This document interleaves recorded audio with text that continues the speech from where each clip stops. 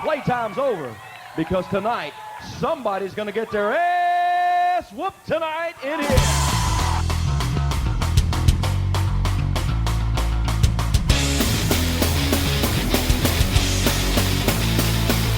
Why do I run and why do I hide when I see it coming further on down the line? Why do I sing and why do I write these songs? I know I'll try to these thoughts of mine, but the springs arrived as I just wait.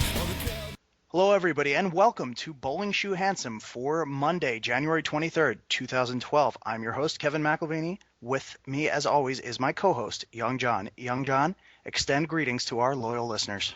Greetings, and salutations. Thank you. That was very eloquent, very concise. That's what we like to do here. That's what we like to hear. We also like to be redundant and say the same thing the same way 2 times in a row, twice, if you will. Okay. Anyway, so we have a very special show here tonight. We have a guest who is joining us tonight for this topic. We have a guest on the line, and tonight's topic is going to be the prospect of seasons in WWE, actually season programming. But before we get to that, let's introduce our guest and talk to him for a couple of minutes. Ladies and gentlemen of Mat Minutiae and the 5 Syllables or Less review fame, Mr. Mike Bessler. Hey. Mike, welcome to Bowling Shoe Handsome. Thank you. It means a lot for me to be here with you tonight. Well, it means a lot for us to have you here, and this is a pretty exciting, if somewhat bleak time to have you on. Now, we've been following along and bleak at the same time. Yeah. It's a lot is happening, but at the same time, we're a little bit worried here, Mike. We've been following along as everybody else has at thebradyhicks.com, and what's going on with Mat Minutiae? Well, first of all, I want to say that I'm really happy to be part of the Cheddar. I don't think I've ever been in the Cheddar before, and it's quite enjoyable to be part of the Cheddar. Mike's referring to the run sheet. We refer to the. Don't. I pulled back the curtain. I'm sorry. Now pro wrestling has changed for the worse and forever.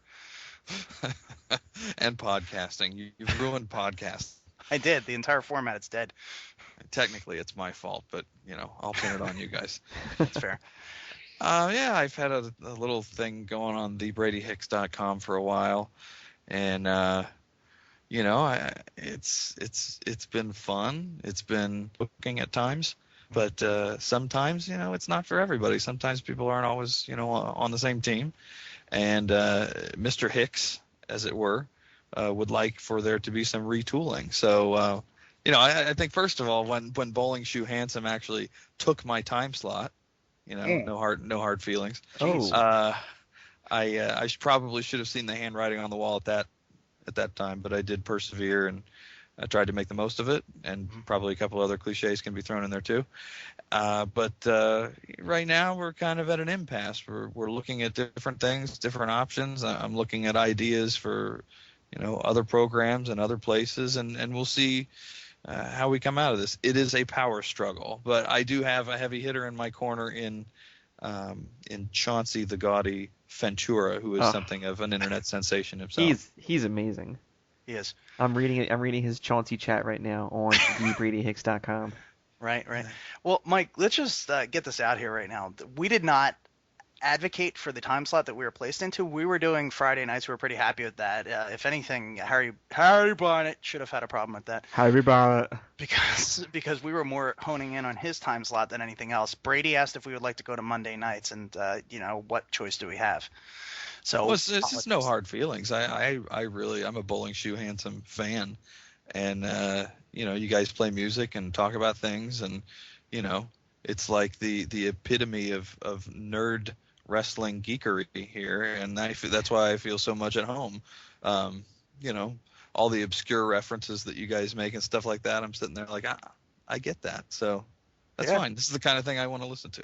You and 3 or 4 other people have a great time listening to us every week. It does make you wonder what our numbers are from time to time. I think I don't know. I always figured that I was maybe more in the 3 to 4 bracket, and that you guys might be in the more like 10 to 12. Whoa. Whoa. Yeah, is this listeners or average age of the listeners? Oh, It's interchangeable.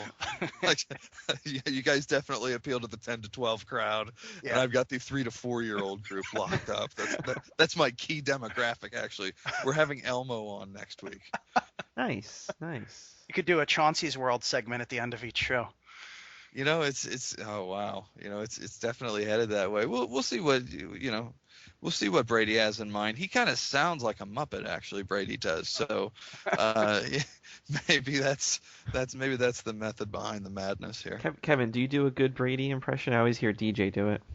No, I don't do a good Brady impression. Yeah, you know what's funny though? It's kind of like Macho Man Randy Savage impression. Everybody has one, and it's all basically the same. Well, let's hear your Brady Hicks impression, Mike. Oh wow, you're really putting me on the spot. Well, after saying that, I don't know if I have that in me, Kevin McElvaney. Maybe you should ask me some questions about dating or wrestling or dating wrestlers or something like that. Now, Mike, you called into that Dimple date last night, didn't you? No, I didn't. Oh, I thought I listened. heard you on there. No, I absolutely did not. I was doing other things. I've been married for almost 16 years. I don't have a lot of use for like dating tips. Well, DJ my wife's sitting in the room right now. So you're covering your tracks. Yeah. It's actually interesting that you mentioned dating wrestlers. We all know that Brady is something of a ring rat, so that's okay. But you know what? Wow, Brady and New Jack. Is that what you're heading towards here? Because he's the one with all the ring rat stories. It's possibly the case. But with that said, I think we've addressed enough about Brady. Hopefully everything turns out okay with Mat Minutiae. I really think if you're in trouble, then we're probably in trouble too. Brady has his master plan, whatever it is, and hopefully we all fit into it. But I'm trying to put a good face on it. I don't want to bring any heat your way. But since you asked, I have to at least speak my mind. I try to do it with a bit of decorum, though. Yeah. Subtlety and tact are important things, neither of which we possess on this show. So thanks for bringing that to us. But with that said, let's go to a song, and then we'll get to the meat and potatoes of tonight's programming. This is a song from Germany's Red Tape Parade. This song is called Anything Else Is Progress.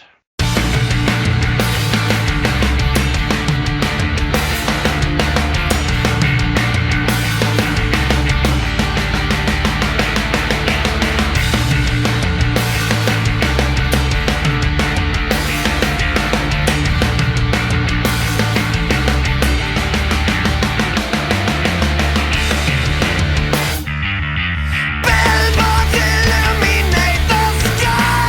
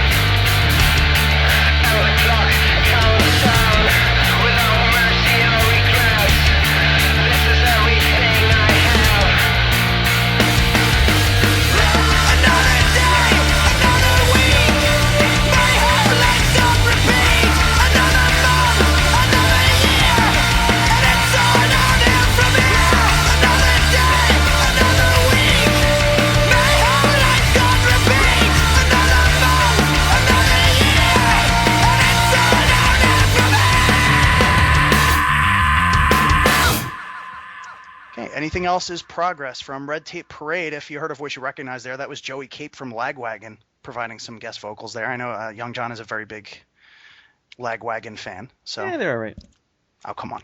Okay, Even if you're not. Can I ask you a question about how the music works on the show? I don't know if you've ever really addressed this. Are these are mostly independent label bands? They're people that you follow? Are they, how do you hear about these bands? They're all independent label bands. Basically, every band that's played on this show, I've gotten express permission from either them or their record label to play the song. I don't play anything without permission.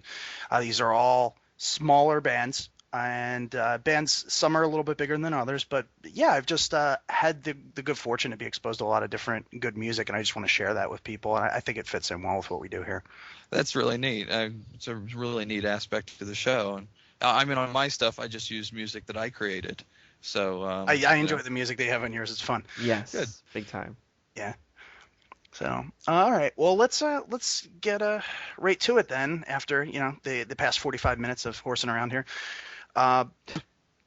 Tonight's topic is, what if WWE had seasons? So, in other words, if WWE began, say, in the fall, ended in the spring with, say, WrestleMania, WWE ran on this sort of network TV schedule, had a proper beginning of a season and end of a season along with, a summer break. So what would happen? What would be good about this? What might not be as good or as realistic, perhaps? I already have an issue with you. Yeah. I feel as though the season should be in the summer. Really? Because from what I see, their key demographic is that John Cena age range. That's when they're out of school.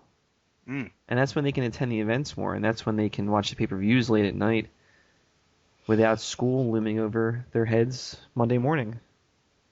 Kind of a short season, though. I mean, if it's just the summer. I'm not saying just the summer. I'm saying, maybe they take off around the Christmas season or... Okay. Yeah. What do you think, Blank? I have a hard time, maybe I'm looking at the question wrong, but I have a hard time looking at it from anything but the perspective of the business, at least initially, because it's not because I'm sympathetic to that end of it, it's because I don't think that they'd be willing to risk giving up their market share during that period, because, if you're asking just specifically about, say, WWE, another wrestling or sports entertainment business is going to try to run something to pull fans away, and quite frankly could be successful in that regard. If say a NA or some group of independent organizations or something totally new crops up in the summer and starts to siphon some of the fan base away. And it's entirely possible too, because there's all different kinds of things that could draw that WWE's not doing that would appeal to, different fans, different demographics and stuff like that. So it would be absolutely a losing venture for WWE to go down that route, and I'm not sure that the performers would ultimately appreciate it very much either. If I could just say one more thing, yeah. I've always thought that it would be kind of cool to have floating schedules for individual performers. So maybe that a performer schedule is going to be 9 months out of the year with 3 months off, kind of like a teacher schedule or whatever. Okay. And X number of the roster does it that way, Y number does it this way, Z number does it that way, and they all overlap at, say, WrestleMania. Okay. Yeah, I think WrestleMania has to be the apex of the season. That's not necessarily the end, but it's certainly the center point. And I would think that would have to be the finale for that reason, but I guess that's open to debate there. But Mike, I think about this, and of course, no organization has cropped up yet to take WWE's market share away. Of course, it could change if that openness in the schedule is there. But I guess I'm looking at this as WWE takes these few months off. They don't necessarily have to have nothing on. And I thought about this. You have Raw and you have SmackDown. I figure, why would you have all of your programming running at the same time if you are going to have this break? You have a Raw roster and a SmackDown roster. Why not have, again, a bit of an overlap, as you were alluding to before with the talent rosters? But maybe, Raw's season ends at WrestleMania and SmackDown's begins, for example. So there's not actually a gap, but maybe these two shows each have their respective seasons, and then that doesn't leave this gap in the programming roster. I mean, they're going to have WWE Network, which is going to need original content constantly, so there is that. I feel like maybe you could fill the gap with this other programming. What do they run in the off season though for those? Because let's look at Raw's claim to fame as being the longest running episodic television show in history. What do they run then in the off season? Reruns to keep that franchise going. Dog shows nonstop. We'll go Westminster. We'll go Eastminster. We'll go everywhere. I don't know, John. What do you think? What would you do to keep that? Because that's a fair point. That's part of Raw's claim to fame, is that it's been going on for so very long. Yeah. Can that be compensated for by running reruns or? No, you definitely couldn't do reruns. I mean, it's interesting you were saying with this network now, that might change a lot. Right. But I couldn't see them putting Raw on at one point and SmackDown on another, because what'll happen if a guy's really hot on Raw, they're not just going to be like, all right, well, enjoy your break. They're going to throw him right on SmackDown. Yeah, to capitalize. Yeah, absolutely, just for that revenue. Mm-hmm. Well, yeah. Yeah. Well, I guess you look at that. That's a fair point. Raw does need to be kept as a strong brand, and again, there's this issue of guys getting stale. But I submit to you, there's some definite pros for this. First of all, there's this cohesiveness, this whole season, and say someone wins the championship at WrestleMania, right? It's very possible that when any guy wins World Heavyweight title, WWE title at WrestleMania, that he loses it at, say, Backlash or even on Raw or SmackDown a couple of weeks later. Okay. Sort of makes his title run insignificant. Sometimes even if he loses it a couple of months later, and he just becomes yet another title run. I submit to you that if somebody won the title at WrestleMania and then the season ended, and that was the last thing you had in mind from that previous season, not only would you want to tune in to see him defend that title and have his championship run the next season, but his title run would be a whole lot more memorable. And I think this goes for other things, other championships, of course, and also for feuds that culminate at WrestleMania. I really think it gives the show something to build to, and you can still have cliffhangers and things of that nature, but at the same time, you would have this.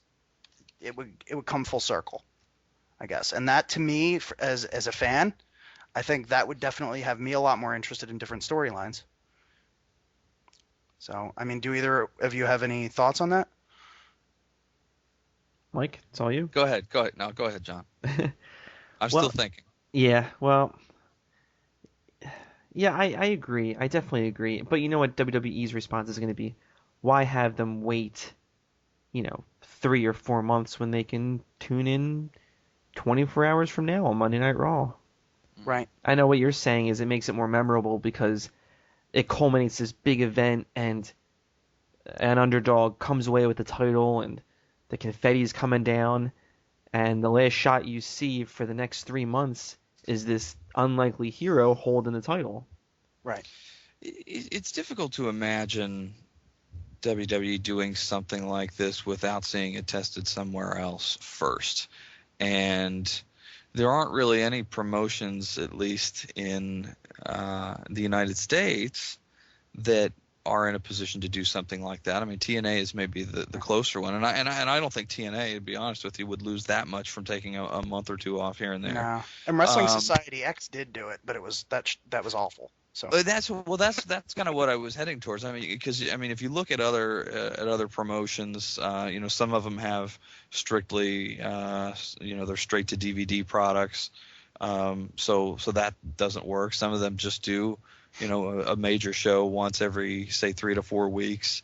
So I mean, I think it would take somebody just not quite independent, or territory size small, but comparable to TNA to actually implement something like this and show that it can be done before you'd ever see WWE go in that direction. Because let's be honest, they don't see there being a problem right now with designating people as independent contractors, with how things work with healthcare and things like that. I know all these things have been talked about before a number of times, but they don't see their business model as being problematic in virtually any regard, as far as most of us out here, in fandom are concerned. So the likelihood is that they wouldn't look for any kind of innovative way or any merit to pursuing something like this. Although, I mean, it is kind of a neat idea. Yeah. Well, now, could you see, say, an ROH? That's the one that's brought to mind when you were saying comparable to TNA, but not TNA. Could you see, say, an ROH doing this? Yeah, I would. I guess I should say I would like to see that. Because I think it does kind of make the product a little fresher. And just to kind of give you an example of kind of an odd example, and I think they had to do this by necessity, but I don't know if you guys really liked The Walking Dead very much, but they took this, season 2.1, season 2.2, they had this break. It was really over a production issue, but it really did make me enthusiastic to come back. What was it, 4 or 5 weeks from their mid-season finale, and kind of pick up the product again. So I mean, I think it can be done to keep things fresh, and it doesn't necessarily even have to be a huge season break. It can be like 4 to 6 week gap here, or something like that, with something fairly new or different to fill that void in the meantime. Right, and actually the show Lost, they used to do the same thing as well, except it was a way longer gap. But I do see what you're saying. The what? What other show did it? Lost? Oh, Lost. Oh, yeah. Okay. South Park has done it. South Park has done it as well. It's something that's utilized in some of the shows with the most rabid fans. It's worked. Yeah, but you guys were talking about if a smaller promotion could do it. I don't think any other promotion besides WWE could pull this off. I mean, if ROH or something like that, CZW, I don't know, something like that, if they try to do it, their guys would just jump ship in a heartbeat to go somewhere that has a full year of paychecks. Well, maybe, but ROH is signing people to long-term contracts now. I mean, they have changed their business model a little bit. So, I mean, in that regard, I think it actually could work with something like that. Now, the smaller independent groups where it's got mostly like journeymen or people, just kind of looking for a job here and there, that's definitely true. If somebody gets some time off here, they're going to go work over there. There's kind of a resurgence in independence as, kind of a throwback to the territory days. So you do have that as a possibility. But as much as I don't like the idea of what Ring of Honor is doing, is trying to, lock people into longer contracts and discouraging them from competing, with other organizations, that piece of it does give them the option to, to build some more downtime in, let's face it, for the benefit of their talent roster. Right, and I think that's the last point that absolutely needs to be addressed, and I think we've covered most of the main pros and cons here, but look at this from not just a business standpoint, but from a humane standpoint and how a company treats its employees. So you look at guys who are out there just really giving their all for their company, going out there entertaining the fans and wrestling, not as much as people used to wrestle back in the territorial days, I get that, but wrestling a more intense style and doing potentially a lot more damage to their bodies. And it would definitely I think prevent injuries, even just to give that 4 to 6 weeks off per year. And I think it's not so long that it would bring about ring rust and things like that, but it would definitely be a help to the guys and give them a chance to go out and be with their families, take a vacation, just relax a little bit, and then come back fresh. Yeah, I agree. And people who really need that fix. I mean, WWE, let's just using them as the example again, they could step up and really try to lend a hand to the business as an institution and say, hey, while we're off, there are some good independent organizations. There are some places in high school gyms and civic centers and stuff like that you can go to get your fix. So, check those guys out, and then the big boys will be back in a couple weeks. It could be done. Yeah, and it's not going to really hurt anything. I mean, that's not going to hurt WWE's business in any significant way. It'll help the business overall in the long run, which is, I think, what fans want, because we like seeing this and we don't like to see the performers that we appreciate, go away under bad circumstances. Right. Any thoughts about this, John? No, not about that, but I just thought of one more pro. I mean, Vince he's been shoving it down our throat for, I would say, going on a decade now about how this is sports entertainment. This isn't exactly wrestling anymore. This isn't really a sport. I think that would fortify that stance. If he were to keep everything fresh, if he were able to say, this is what we did wrong in this season, let's improve. Although knowing him, he'd be like, screw it. You're fired, all of you. But yeah, that's a really good point, because this is another thing that differentiates WWE from one of the only things that differentiates WWE's product as it stands now from other shows besides unions. Excuse me.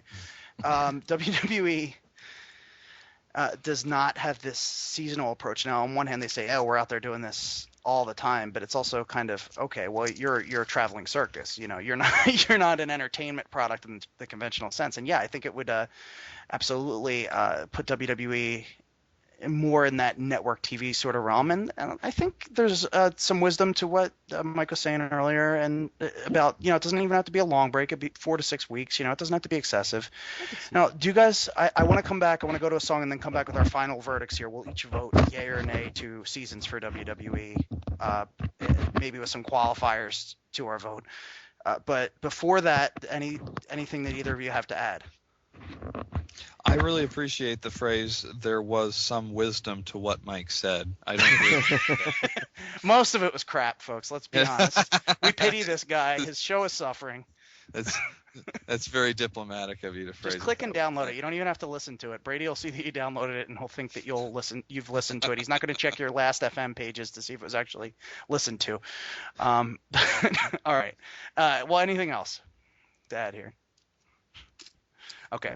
I'm good. I think that was a fair enough gap. I give you guys enough time to respond. We're going to go actually do a twofer of songs here. The first by the band Hold Tight, and another by Jack's Smirking Revenge. And then we will be back, and we will wrap up the segment. So enjoy the music.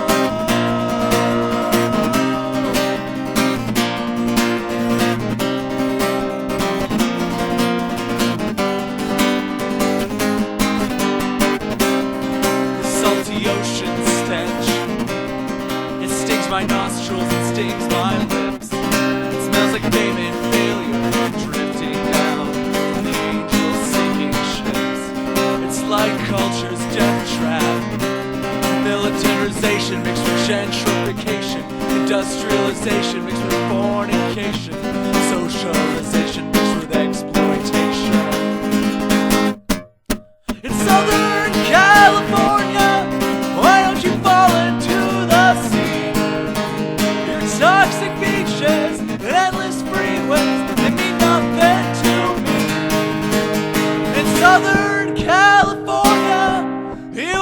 never be my home, and you'll never see me as happy as when it's time for me to go.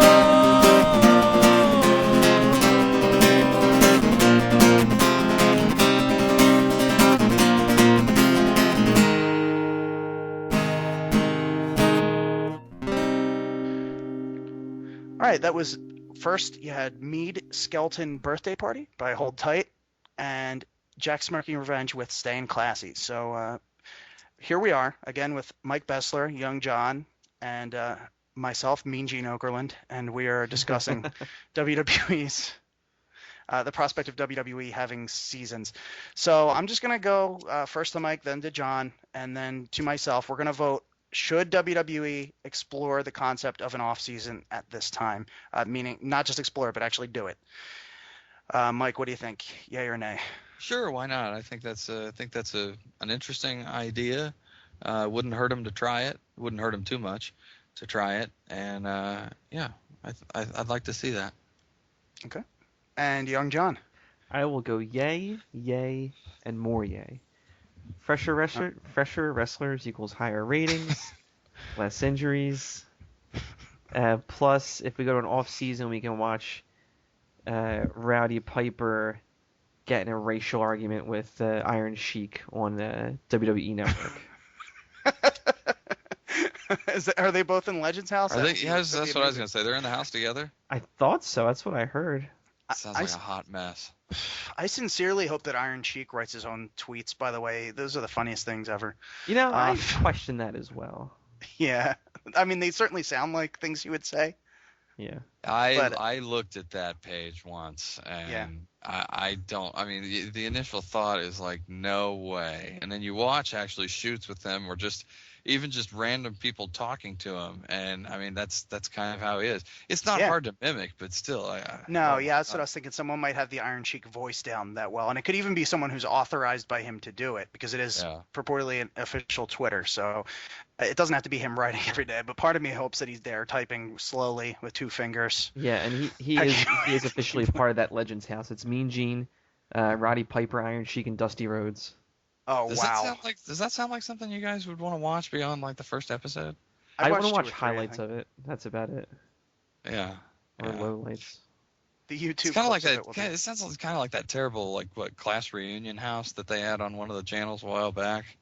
And at first it's like, oh, that's the year I graduated, and it's like I hated these people when I was back in high school. So I don't know. It wouldn't quite be the same with Legends House. I think it'd get old pretty quickly though. That's they're already old. They ain't getting any older, I don't think. They've reached the limit of aging. I should say the novelty would wear off quite quickly. Yes. Well, right. With wrestling fans, we've been fed the same horse manure for the past how many years, and we're still okay with it. Yeah, we accept a lot. We're a pretty passive bunch. It's not a great thing. But don't be passive, folks. Every once in a while, there's a nugget of something good in that manure, so that's why we keep taking it. Exactly. Well put. Speaking of manure, it's pretty gross, but still. Well, let me get my vote in, John. Yeah, I'm just going to go manure, yay. Let's hear your vote. Yay, albeit a short break. I think a 4 to 6 week break to start out with and see how that goes. Can't hurt. All right, what were you going to say about manure, John? Or is that? No, I was going to say let's hear your opinion. Speaking of manure. Oh yeah, right. Oh, you walked all over that segue. That was terrible. Yeah. That would have been really good. I know. That's the worst thing I've seen happen to a segue since that mall cop. Never mind. Anyway, there was an anecdote there that never happened, and cannot be shared because it never happened. So let's go to one more. Well, actually, I don't know. We have one more segment here, Mike. Go with your gut.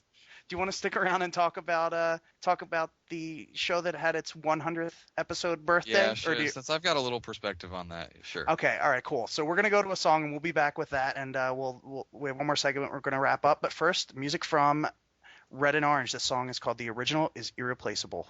It's me again. Can you tell it's been 4 weeks since you've been off and hot? The glittered lights were busting the driveway. I watched you go off, and I peered into the headlights. I'm just making sure you'll be okay. Another day is going down.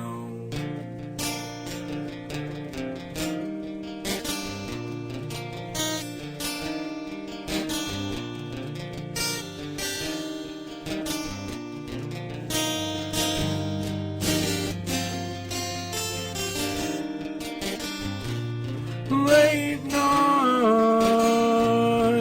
I'm awake, wondering which is your next state.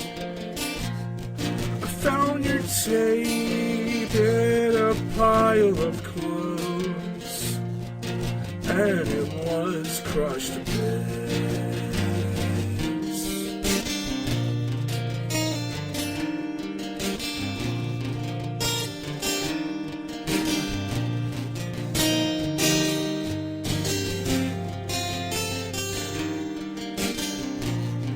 Late night, without your tape, without a trace, yeah, well, it's not the same. Late night, I'm awake, wondering which is your next state. The original is irreplaceable. The original is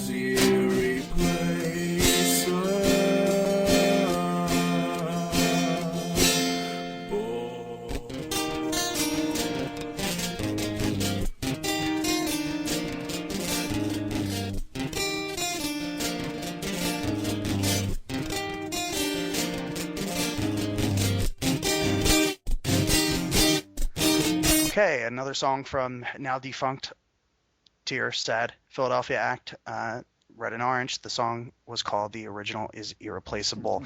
We're here with Mike Bessler, Young Yes. John, and Alex Wright, and we're discussing seasons in pro wrestling and some other concepts. Alex has been very quiet, but Mike and Young John have had a lot to say as always.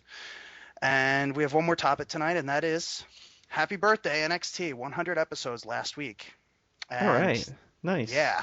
Wow. How time flies when you have a weekly show that never takes a break.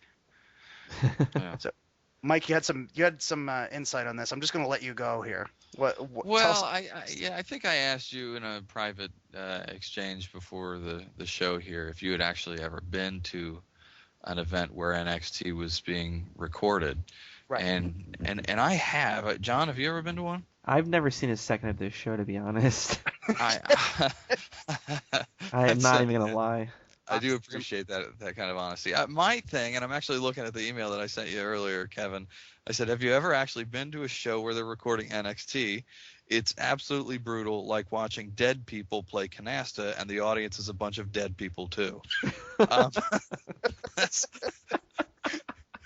That's just my, that's just my best recollections of that night.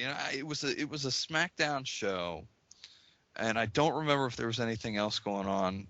But I think NXT was first, and oh my god, it was terrible. And I think they had some kind of capture the flag thing where guys running up ladders or something like that. I think that's the one I was there for, and I just. I felt bad for the children. I felt bad for the children that were there, because, sometimes if you see a live show or you're at a live show and somebody starts cursing or doing something really off color, inappropriate, you feel bad because there's a 6 or 7 year old kid there and they're being exposed to this. But in this case, I just felt bad because they were being exposed to just terrible, terrible shtick that was supposed to pass as entertainment. Right. You have to hope that it looked better in post-production, but God, it was just something terrible. Right. I can't believe it's still on, and I don't know what else they're getting from it other than bringing up people that really don't materialize into much of anything anyway. And when they do, it's not on NXT. It's when they have a run on Raw or SmackDown later. And of course they've had some guys who have done well have come from that. Daniel Bryan, Wade Barrett. Who? Wade Barrett. Yeah. Danson Brodus Clay now. Justin Gabriel, David Otunga, and so on. There have been plenty of guys that have come from it. But these are guys who just as easily could have been introduced directly to Raw or SmackDown and had characters build them up without these weird real world meets Road Rules games that they've been putting these people in. Well, that's a good description of it. That really is. But I mean, how many main eventers out of that group? Daniel Bryan, who probably would have and should have been a main eventer anyway. Right. And how many other ones? Well, Barrett, I think you can call Barrett a main eventer, but you're looking at this, and again, the key thing here is that they could have done that even without this show. Yeah, has Barrett held a world championship? I'm just curious. I can't remember. No, he hasn't. But he's on the cusp. And honestly, he's at this point he's one of my top 2 picks for the Rumble. So I mean, he's doing well. But and I think what Alex Riley was NXT also, right? But you know, I think he posted some stupid Twitter about having sex with Eve, and I think that ruined his momentum. Yeah, that will happen.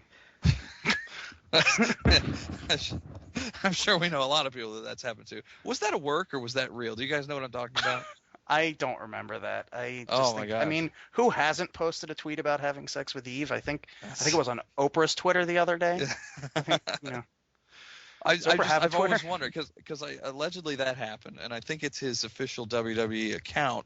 And it's still up there, where he posts this thing, and then the next thing that he put, and I'll let you guys figure it out if you want to go look for it, because I think you guys are PG-13, or maybe PG-16, but the funniest thing about it is the next tweet after that one was something like, "Hey, does anybody know how to delete a tweet?" So and yeah, look that up. Oh, A-Rye, you're incorrigible. So, but I wonder. I think that might be his real page, and if it is, then that might explain where his push went after he broke from the Miz, because that just didn't last very long. And he certainly was hot enough to go somewhere with that, but it didn't materialize. Okay, I think the real point here is that NXT.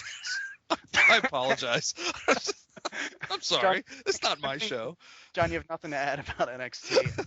Happy birthday, NXT. Yes, happy 100th birthday. May you die a slow death. They already are dying a slow death. They're at WWE.com. May they die a quick death. WWE.com. Yeah, they're in the same category as Heat right now. Oh, glorious day. Anyway, I think that's about all we got for tonight. John, do you have a background of the week? I do have a background of the week. Okay. So what is your background of the week? Is it the NXT logo? No, it's something sexier than the NXT logo. Is it the NXT logo in Comic Sans font? Why isn't there an E in NXT? Because it's hip to leave out vowels. But it's not even a word now. It's NXT. It's like writing your name in all capital letters all the time. It's stylized. Kevin, did you say someone had a problem with that? I'm going to be Kev to... Wow, that is officially the worst joke in the history of the internet. Shut us down. I laughed. So. Give that man the $10,000. Yeah, actually, Harry Burkett from PWI. Harry Burkett. Harry Burkett. Yeah, he's not a fan of all caps. Anyway, what's your background, John? My background is Penelope Cruz and her sister. Her hot sister. Of course, I expected her sister to be ugly, being that she's excuse me, caliente. Caliente. Okay, good. Spanish for right. hot. The Nino. Oh, sorry. Venereal? No. Do we have a link for this, John, or are you just gonna, keep this to yourself? I'm gonna paint a picture of it and send it to you. Okay. All right. Do you have a scanner big enough?